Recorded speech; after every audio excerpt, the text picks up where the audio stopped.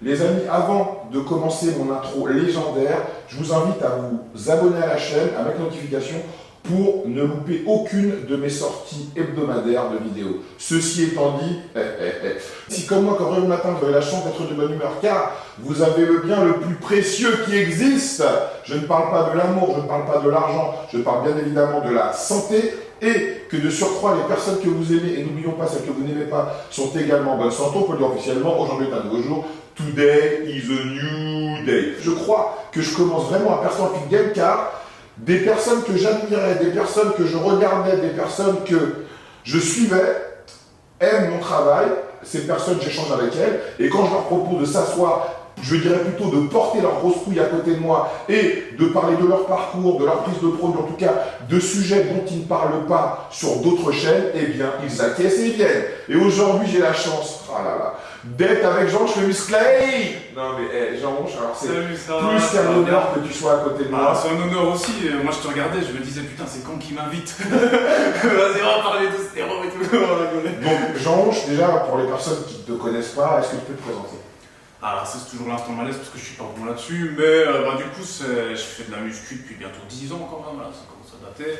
Puis je faisais des vidéos à la con pour un forum qui était le forum 15-18 ans de jeuxvideo.com à ce temps-là, et puis après on est passé sur les 18-25, mais ouais, du coup c'était des vidéos à la con, et puis des jeux vidéo, et puis voilà quoi. Puis aussi j'étais geek, donc j'ai aussi codé un jeu vidéo, donc c'était vraiment mon truc de base.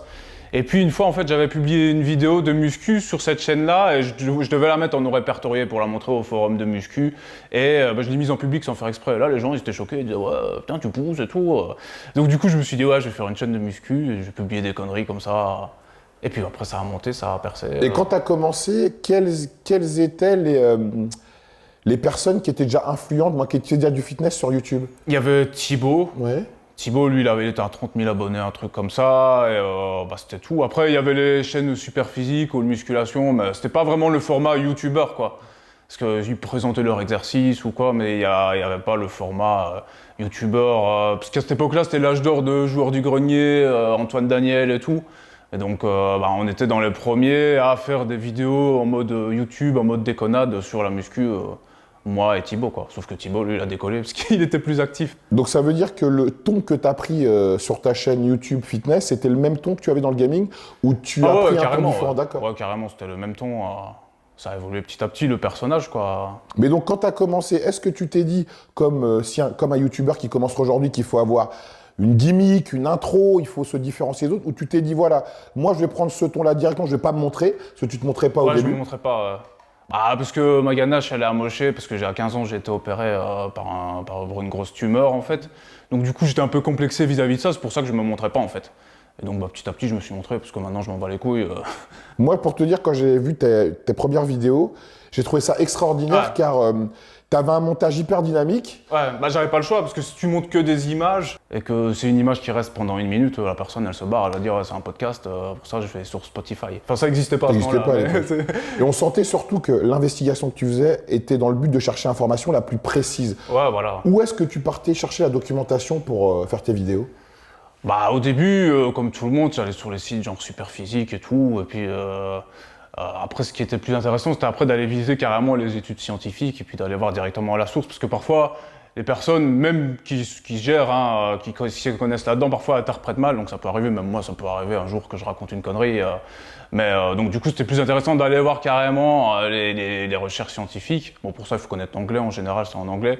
Et puis, comme ça, tu as des infos pertinentes. Puis il y en a beaucoup aussi, ça prend du temps. Et puis moi, j'aime bien, je les collectionne, je les mets sur mon ordi. Aujourd'hui, quand quelqu'un commence YouTube, il se dit qu'il se doit de sortir à peu près une vidéo minimum par semaine pour se créer une communauté. Toi, je te l'ai dit quand on s'est contacté, j'étais frustré parce que je trouvais ton contenu tellement intéressant, marrant, et ça me parlait, je pense que ça parlait également à beaucoup de monde, c'était différent de ce qu'on voyait. Et en gros, tu me laissais sur ma faim. Je me dis, mais je voulais qu'il me donne plus de vidéos, qu'il me donne plus d'informations. Donc, pour quelle raison tu n'as pas été productif comme l'a été Thibaut, par exemple? Déjà, comme je faisais pas du facecam, les montages des vidéos avec des images et tout, ça prend beaucoup plus de temps. Mais c'est pas la seule excuse. C'est vrai que, à cette époque-là, je m'en foutais un peu. Donc, je jouais aux jeux vidéo, je glandais, et puis voilà, je faisais les vidéos à côté.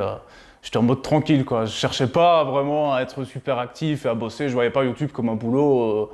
Donc c'est pour ça que j'étais pas actif.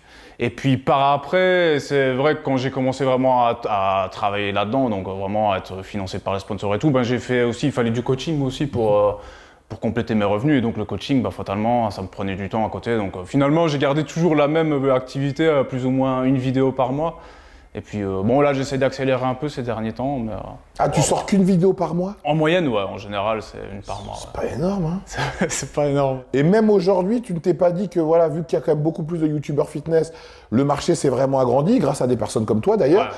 Tu t'es pas dit que, bon, faut quand même que je sois un peu plus productif pour donner du pain aux gens qui me regardent? Si, ouais, mais je pense qu'il faut pas non plus être trop relou, parce que pour finir, après, les gens, ils vont se dire, ouais, c'est chiant, toujours avoir une vidéo. Enfin, moi, les youtubeurs parfois trop actifs, je me dis, ouais, pour finir, on est lassé, quoi. Qu'au final, quand le public attend, parfois, en général, ils viennent voir après direct ce qu'on sort. Mais c'est vrai que j'aimerais bien quand même être un peu plus actif, là, maintenant que j'ai plus de temps, parce que vu que j'ai arrêté les coachings, j'ai quand même plus de temps devant moi. Et puis, je fais plus de facecam aussi, donc les montages sont plus faciles, puisque je fais toujours les montages moi-même. Du coup, voilà quoi. Et à quel moment tu t'es dit que, vu que comme tu l'as dit précédemment, tu voulais pas te montrer parce que tu n'étais pas à l'aise avec ton image, et à quel moment tu t'es dit vas-y fuck, il y a des gens de toute façon qui sont plus moches que moi et qui disent des choses encore plus bêtes que moi, donc je me montre et je me lance? Bah, c'est venu très progressivement, hein. Au début, je me montrais de profil, je montrais mon beau profil. Et puis, bah, petit à petit, il y a eu la vidéo des 30 000 abonnés où là, j'ai expliqué pour la première fois ce que j'avais eu quand j'étais ado. Et donc là, bon, bah, mon public, il a compris un peu pourquoi j'avais la ganache comme ça. Et donc, du coup, bah, après, je me suis montré. Et en plus, tu te tournes en dérision. Bah, si t'es le premier à en rigoler, après, les gens, ils peuvent pas te clasher là-dessus, tu vois. Moi, ça me fait rire, hein. Il s'est passé des choses dans ton parcours de youtubeur fitness. Bon, il y a eu des drames. Ah ouais. Bon, déjà, bon, je pense que le drame le plus marquant, le drama comme on dit sur certaines chaînes, c'est Body Time. Ouais. Bon, déjà, vu que toi, ton contenu, c'est dire la bonne information, car comme tu as dit précédemment, tu as des études en anglais, tu vas vraiment rechercher. Et quand tu vois que certains, de ton point de vue, hein, disent des choses qui, selon toi, sont débiles et qui, de surcroît, engendrent beaucoup d'argent avec ça et sont devenus un peu des papes et des leaders, ça fout le seum, comme disent les jeunes. Le problème, c'est pas d'engranger de l'argent quand tu vends un truc. Moi, j'ai pas de problème contre les gens qui vendent des trucs. Voilà, c'est le truc, c'est quand tu vends de la merde, en fait. Là, Puis parfois, c'était pas des erreurs juste de point de vue, parfois, c'était carrément des erreurs anatomiques qui confondaient sarcoplasme et sarcomère. Tu dis, ouais, bon, c'est niveau, je sais pas, 2 SVT. Donc, c'était des erreurs, voilà, parfois impardonnables. Et donc, voilà, donc, comment tu as commencé à t'attaquer à eux? Bah, j'avais fait une vidéo Body Time égale imposteur, je crois. J'avais pris une vidéo que je recoupais et puis je disais ouais, ça c'est faux, ça c'est faux, ça c'est faux. Et toujours avec ton ton qui est humoristique et ta précision. Ouais, voilà. C'était toujours avec de l'humour. Parfois des insultes gratuites que j'aurais peut-être pas dû faire, tu vois. Mais toujours quand même du clash et de l'humour et puis des... Mais quand tu l'as fait, parce qu'aujourd'hui, quand quelqu'un clash, entre guillemets, un concurrent, quel que soit le domaine d'activité, il le fait pour créer le buzz, dans l'espoir que cette personne lui réponde et faire de la joute verbale via vidéo. On l'a vu avec certaines personnes qui ont eu des problèmes qu'on connaît. Est-ce que toi, c'était ta volonté ou tu l'as fait simplement pour instruire les gens, leur dire ce qu'ils font c'est de la merde et n'y allez pas, quoi? C'était pas du tout ma volonté, parce que parfois il y en a beaucoup qui me reprochent, oui, t'as gratté du buzz avec Body Time, c'était pas du tout ce que je voulais, moi je voulais informer les gens. Après c'est sûr que le buzz il m'a servi, et ça, ben voilà, c'est comme ça, tant mieux quoi. Puis même eux, ça leur a servi, ils l'ont déjà dit, ouais, ben, au final ça nous a rapporté aussi des gens. Parce que parfois les gens, tu les clashes et puis t'emmènes ton public chez eux quand même, donc bon, au final ça a servi à tout le monde.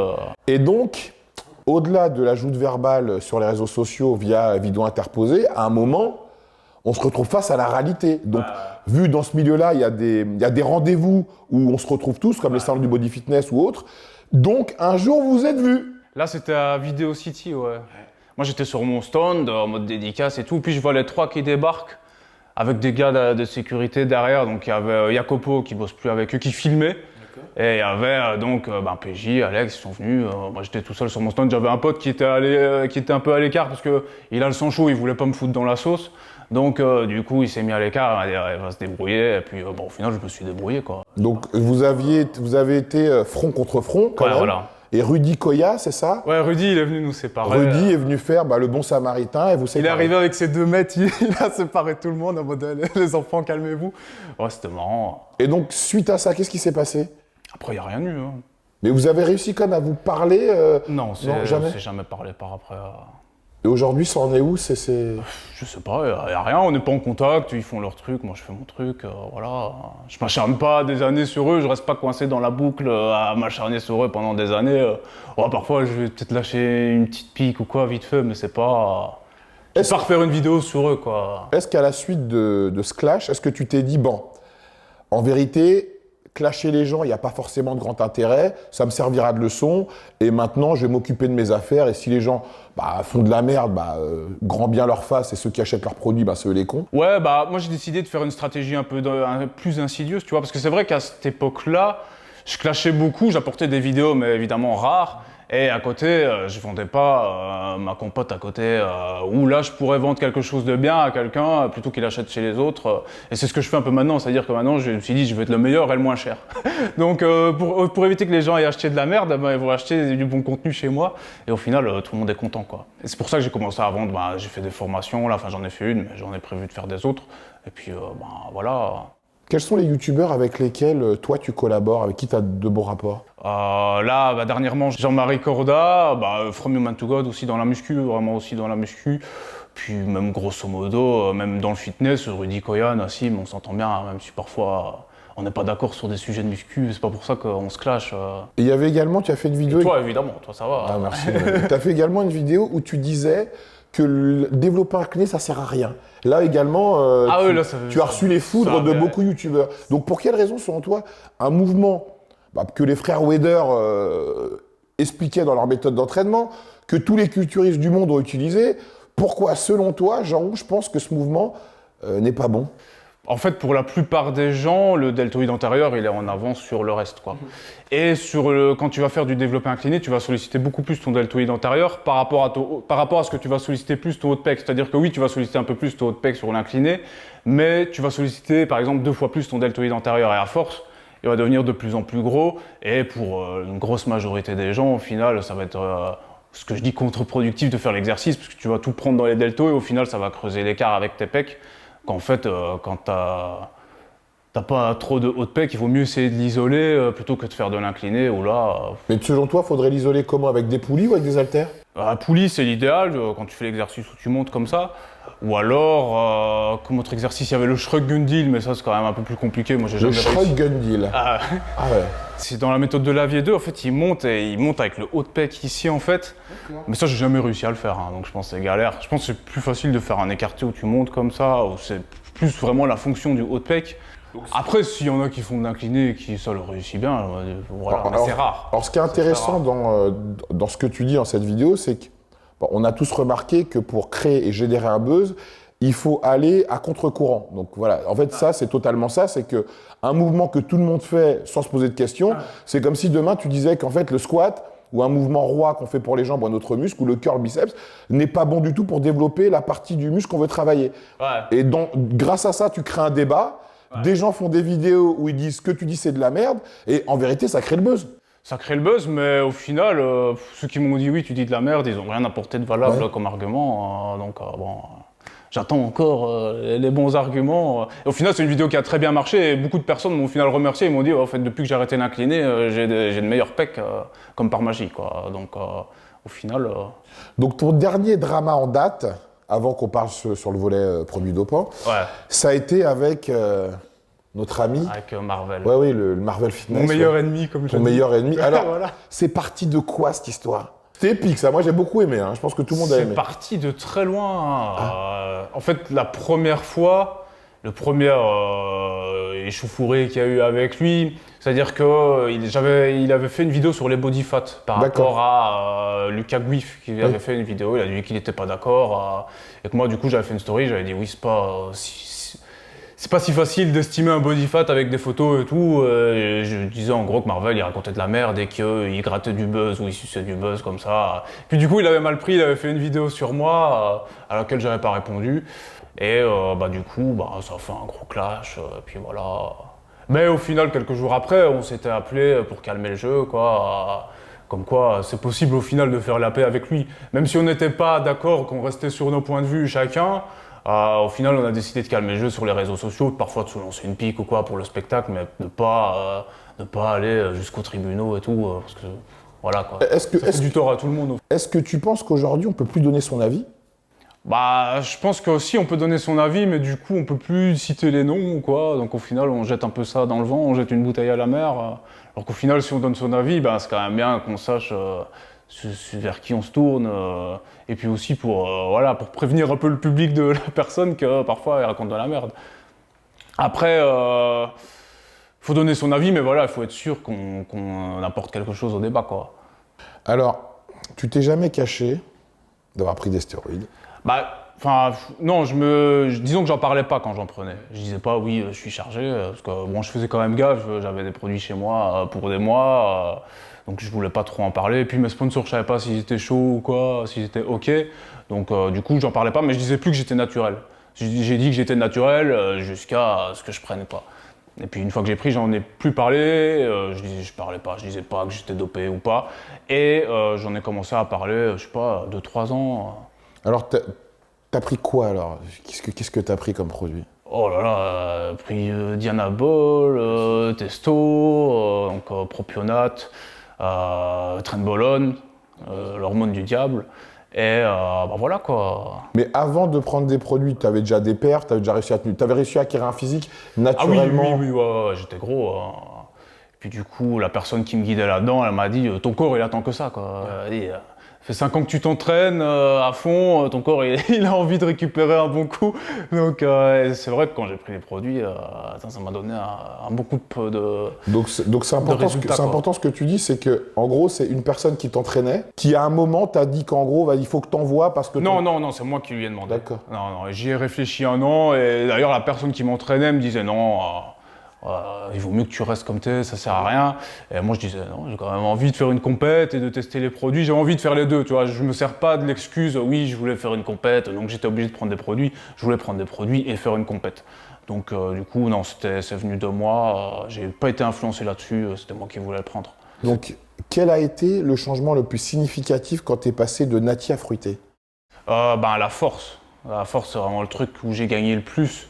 Je me souviens même qu'une fois, du coup, je recomptais les poids au développé couché parce que j'étais pas sûr de ce que j'avais mis, tellement j'avais de la force. Parce que je suis passé, genre, en quelques semaines de 5 reps à 120 au couché à 10 à 40, à 140.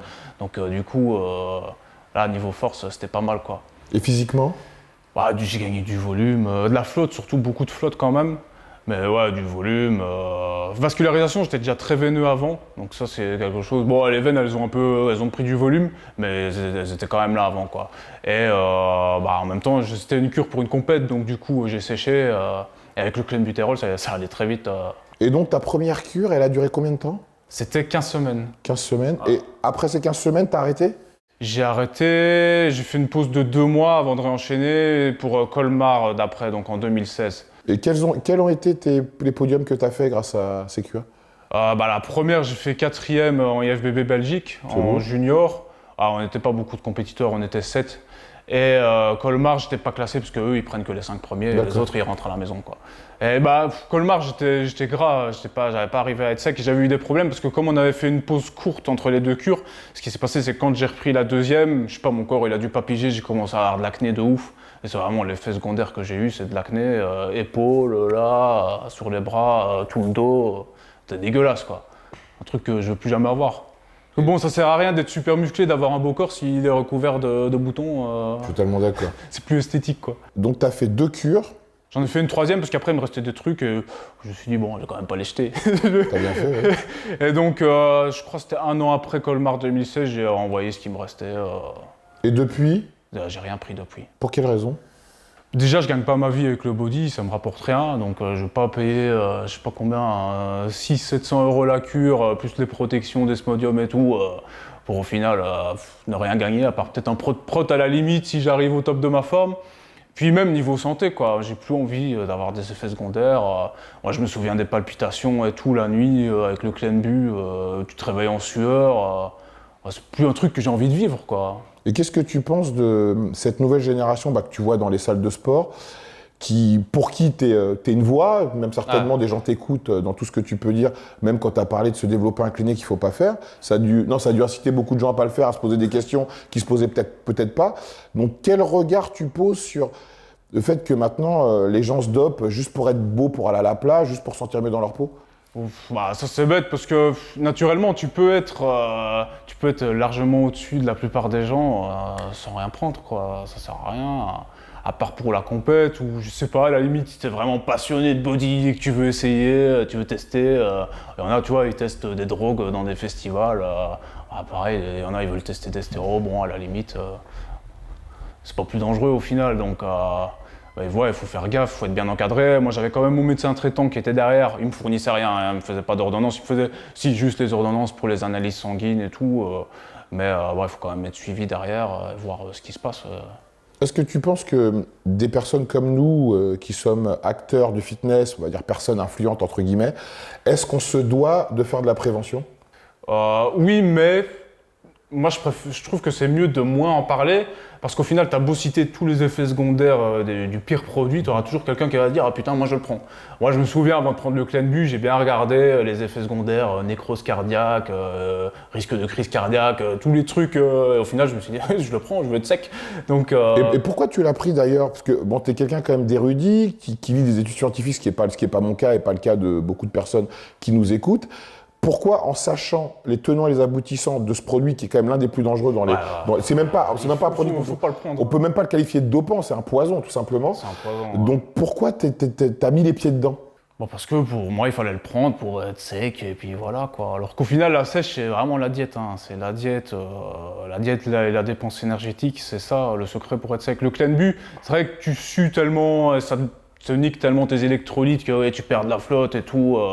C'est vrai que c'est pratique pour virer la flotte quand tu prends des produits, mais bon voilà quoi. Ça, de côté, ça te nique. Puis surtout quand tu couples ça avec l'hypertension que tu as déjà via les stérols, c'est pas le cocktail de ouf. Hein. Moi, je me sentais pas bien. Hein. Des palpites, le cœur qui bat fort.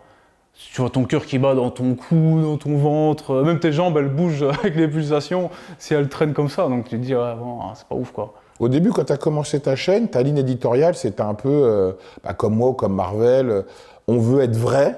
Est-ce que toi, dès le début, tu as monétisé ou tu as collaboré avec des marques, tu as créé un programme, quelque chose? Moi, j'ai monétisé très vite avec mes sponsoring, donc avec Warrior Gear, donc marque de vêtements par lesquelles je suis toujours sponsorisé, et par TNT Sport, donc c'était une boutique de compléments, et j'avais 10 000 abonnés, c'était vraiment le tout début. Hein. Donc j'ai très vite monétisé au final.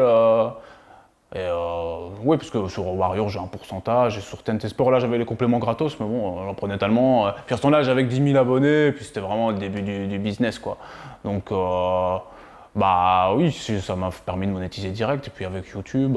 C'est vrai qu'à ce temps-là, il y a beaucoup moins de placements de produits comme on peut faire maintenant. Comment tu vois cette évolution? Parce que j'ai vraiment l'impression qu'aujourd'hui, au départ, même Lorenzo Baker en parlait dans une de ses vidéos, l'une de ses dernières d'ailleurs, il disait qu'il en a marre des sponsors parce qu'ils ne gagnent pas d'argent. Ouais. On lui donne un pot de prot alors que Lorenzo, Dieu seul sait, et on le sait également qu'il avait quand même une image de ouf comparée à beaucoup qui sont là, peut-être même dont on fait partie. Et une image internationale. Et une image internationale en plus, qui parlait anglais, il sous-titrait ses vidéos en anglais et tout.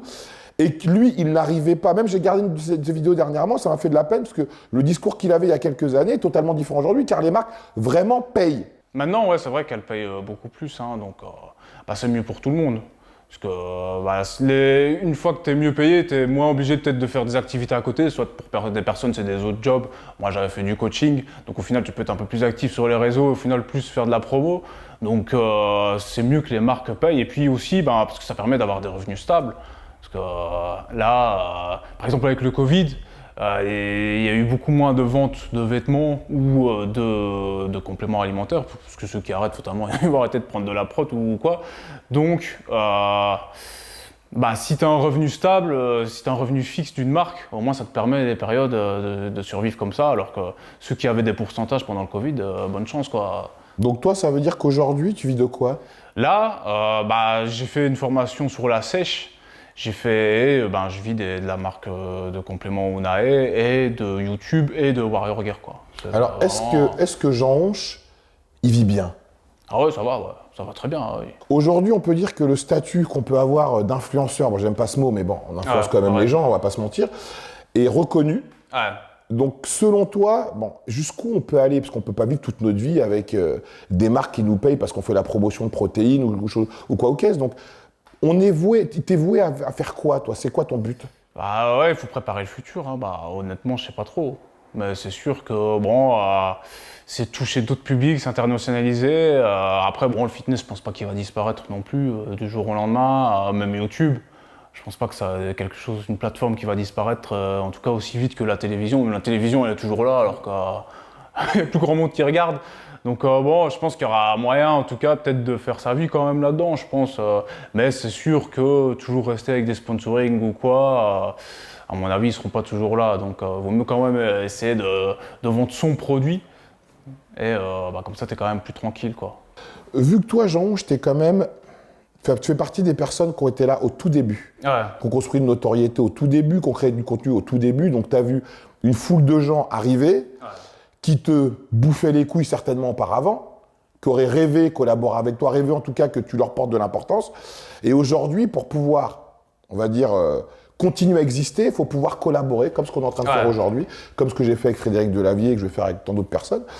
Mais que certaines personnes, en fait, tant que tu n'es pas à leur niveau ou que tu ne peux pas forcément leur apporter quelque chose, ils ne vont pas forcément te porter attention et te permettre de faire une collaboration, ce qu'on appelle une collab. Ouais, je trouve dans le feed game, c'est pas trop comme ça. Plus dans YouTube, on va dire grand public. Dans le feed game, c'est pas trop comme ça, hein. Par exemple, Nassim, il avait fait des vidéos avec des plus petits youtubeurs. Moi aussi, j'ai fait des vidéos avec des plus petits youtubeurs. Et là, j'ai prévu aussi des vidéos avec des gars qui sont pas connus, mais que j'ai envie de faire connaître parce que, par exemple, ils ont des perfs de ouf. Dans le fitness, je trouve que c'est pas trop comme ça. Après, il y en a sûrement qui sont comme ça, mais moi, bon, je m'en fous du nombre de vues ou du nombre d'abonnés. Tant qu'on fait une vidéo sympa. Est-ce que tu crois que justement, il y a des gens qui ont une notoriété qu'ils ne méritent pas? Non, pas spécialement. Je trouve en général les gens ils ont de la notoriété. Ceux qui ont une notoriété qu'ils n'ont pas méritée, bah par exemple ils ont 600 000 abonnés et ils font plus que 5 000 vues par vidéo. Ouais, c'est vrai qu'il y a déjà des gens qui ont. Dans le fitness, il y en a. Dans le fitness, il y en a 2-3. C'est vrai. Il y a des noms comme ça. Bon, on va pas citer de noms. Ou des gens qui mériteraient d'avoir une plus grande visibilité qu'on n'en pas. Ah oui, ça, il y en a beaucoup, malheureusement. Ça, c'est ce qu'il y a le plus, hein. Il y en a, ils font parfois même des vidéos de ouf, de super qualité, mais si personne ne va les voir, et si personne ne peut les partager, bah, ils sont pas vus, quoi. Donc ça, c'est bien aussi d'aider parfois à faire connaître. Et moi, bah, c'est ce que j'ai déjà fait, c'est ce que je compte faire encore à l'avenir, hein. Et qu'est-ce qu'on peut te souhaiter, Jean-Onge, pour la suite? Bah, moi, je vais continuer à faire des vidéos, hein, continuer à déconner. J'ai prévu de continuer à déglinguer des trucs. Est-ce que tu peux nous dire en avant-première qu'est-ce que tu vas déglinguer? La contraction volontaire. Ah! Ça, c'est un truc dont j'ai parlé. C'est Nassim, ça fait des années que j'ai dit que je le ferais, oui. Mais est-ce que tu penses pas que quand tu te lances sur YouTube, bah, comme toi, comme Nassim, comme moi, j'ai pris comme cheval de bataille le dopage, il faut trouver un angle que personne n'a pris. En l'occurrence, Nassim, c'était la contraction volontaire. Body Time, ça a été je ne sais quoi. From Human to Gut, ça a été son franc-parler également. Et son côté un peu boy next door, quoi. Voilà, le mec un peu normal, qui galère un peu. Toi, ça a été le truc précis avec le montage un peu rigolo. Et l'humour, et surtout l'humour. Donc, est-ce que tu penses pas qu'à un moment, on finit par être pris par ce qu'on a créé? Ouais, carrément, hein. Bah, si tu essayes d'innover, il faut toujours qu'il y ait des traces de l'ancien, parce que sinon les personnes qui te suivent depuis longtemps, elles vont dire ouais, j'aime pas trop comment t'as évolué, c'était mieux avant, le fameux c'était mieux avant. Donc ouais, c'est vrai qu'on est un peu pris dans ce qu'on a fait. Moi, il y en a beaucoup qui me demandent par exemple de faire des chroniques musclées. Parce que, la chronique musclée, c'est un classique, ça. Et alors qu'au final, le problème de la chronique musclée, c'est que ça me rapporte rien. C'est un truc qui me prend au moins 100 heures de boulot, surtout les 3 dernières. Et j'ai pas la monétisation, j'ai rien là-dessus, quoi. Donc travailler 100 heures gratos, je suis désolé, je suis pas un esclave. Mais bon, peut-être j'en ferai sûrement encore, mais quand j'aurai le temps, voilà, quoi. Jean-Onge, merci pour nous avoir fait l'honneur d'être sur ma chaîne, d'avoir parlé vrai, parler de tes embrouilles, parler également des stéros, parler de ta monétisation, parler de ce que tu vas faire dans le futur. Moi, sur ma chaîne, les gens viennent pour dire la vérité et je pense que c'est la première fois que tu as parlé de ton parcours comme tu l'as fait avec nous. Donc, je te remercie beaucoup. Et quel serait pour toi le mot de la fin? Le mot de la fin, donc il vaut mieux être détesté pour ce qu'on est plutôt que d'être aimé pour ce qu'on n'est pas. La jalousie, ça se méritera toujours. Plutôt, c'est la base. Et toi, tu l'as bien mérité. Merci, mon frérot. De rien.